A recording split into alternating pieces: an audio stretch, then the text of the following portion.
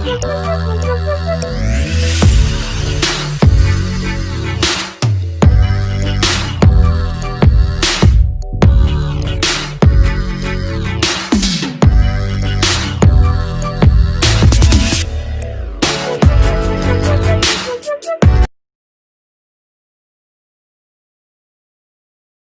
नवीन मिश्रा आप सभी का एनआईसी ऑनलाइन क्लासेस में स्वागत करता हूं। आज हम लोग इंग्लिश लिटरेचर के अंतर्गत poem number 1 the character of A happy life पढ़ेंगे, जिसे लिखा है सर हेनरी वॉटन ने। अगर हम इस पोएम की बात करें तो इस पोएम में कवि ने केवल और केवल एक प्रसन्न व्यक्ति के जीवन की खूबियों को बताया है और ये बताने का प्रयास किया है कि आखिर वो इतना प्रसन्न क्यों रहता है, आखिर क्या वो ऐसा करता है, अपने जीवन को कैसे जीता है, ये कवि ने इस पोएम में बताया है। आइए हम लोग इस पोएम को पढ़ते हैं और समझने का प्रयास करते हैं। How happy is he burn और टॉट। हाउ हैप्पी, वह कितना प्रसन्न होता है। इज ही बर्न और टॉट, जन्म को लेकर और अपनी शिक्षा को पाकर। कवि कहता है एक व्यक्ति जो प्रसन्न है वह जन्म पाकर और शिक्षा पाकर बहुत खुश होता है। That serve not another's will, सर्व को बोलते हैं सेवा करना, another wills को बोलते हैं दूसरे की इच्छा के अनुसार। यानी एक व्यक्ति जन्म लेकर और शिक्षा पाकर इसलिए खुश होता है that serve not another's will, क्योंकि वह किसी दूसरे की इच्छा के अनुसार कोई कार्य नहीं करता है। Whose armor, आर्मर को बोलते हैं सुरक्षा कवच। Is his honest thought, honest thought ईमानदारी के विचार, यानी उसके जो ईमानदारी के विचार हैं, whose armor उसके सुरक्षा कवच है, उसकी रक्षा करते हैं। एंड सिंपल ट्रुथ, और जो उसका साधारण सत्य है। अब अगर हम सिंपल ट्रुथ को एक्सप्लेन करने का प्रयास करें तो इसका मतलब ये होता है कि वो हर बात पे सत्य बोलता है। He always speak truth. Whose and simple truth his utmost skill, utmost को बोलते हैं ग्रेट, बेस्ट, स्किल को बोलते हैं गुण या विशेषता। अर्थात and simple truth his utmost skill, और उसका साधारण सत्य उसकी सबसे बड़ी विशेषता है, उसका सबसे बड़ा गुण है। ये आपका एक स्टैंजा पूरा हुआ। इसका अर्थ एक बार हम और देख लेते हैं। How happy is he burn और टॉट, वह जन्म को पाकर और शिक्षा को पाकर कितना खुश होता है। That serve not another's will, क्योंकि वह दूसरे की इच्छा के अनुसार कोई कार्य नहीं करता। Whose armor is his honest thought, उसके ईमानदारी के विचार ही उसका सुरक्षा कवच है। And simple truth his utmost skill, और उसका साधारण सत्य या हर बात पर उसका सत्य बोलना उसकी सबसे बड़ा गुण है, सबसे बड़ी विशेषता है।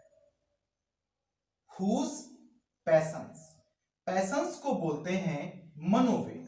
अगर मनोवेग की बात करें तो स्ट्रॉन्ग फीलिंग्स, यानी हम लोगों के अंदर जितनी भी स्ट्रॉन्ग फीलिंग्स आती हैं, चाहे वो क्रोध हो, प्रेम हो, ईर्ष्या हो, उन सबको अगर हम एक शॉर्ट फॉर्म में बोलते हैं तो उनको पैशंस बोलते हैं, मनोवेग। नॉट हिज मास्टर्स आर, यानी एक जो प्रसन्न व्यक्ति है वो मनोवेग में आके कोई काम नहीं करता।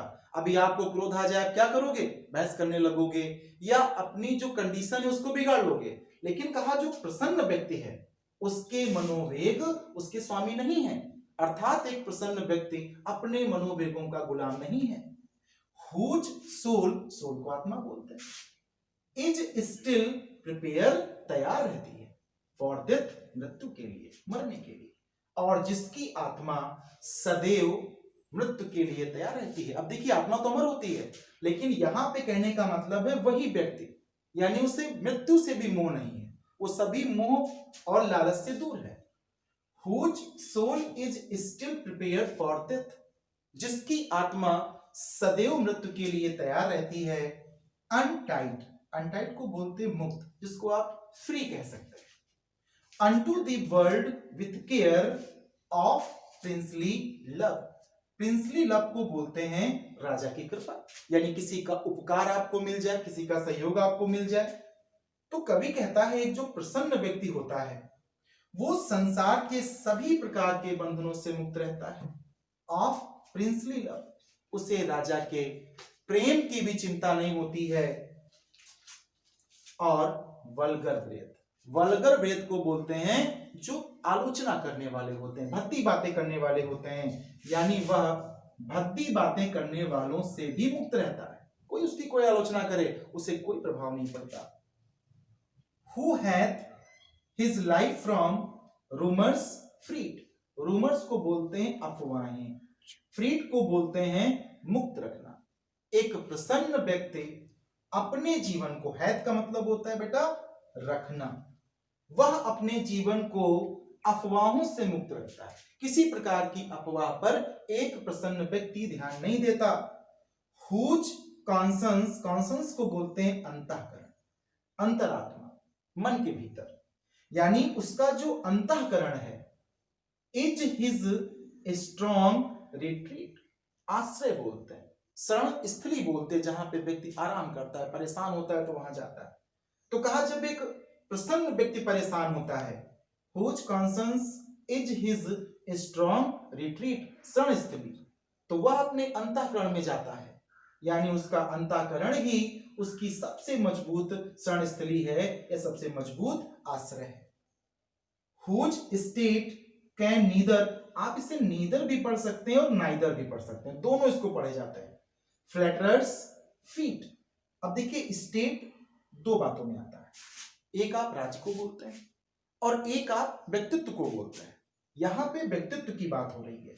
Whose state can neither flatterers fleet, flatterers को बेटा बोलते हैं चापलूस, जो झूठी प्रशंसा करते हैं। यानी एक जो प्रसन्न व्यक्ति का व्यक्तित्व होता है वह चापलूसों को कभी खुश नहीं करता, यानी वो चापलूसों के साथ कभी नहीं रहता, उसकी बातों को कभी मानने का प्रयास नहीं करता, कभी खुश नहीं करता।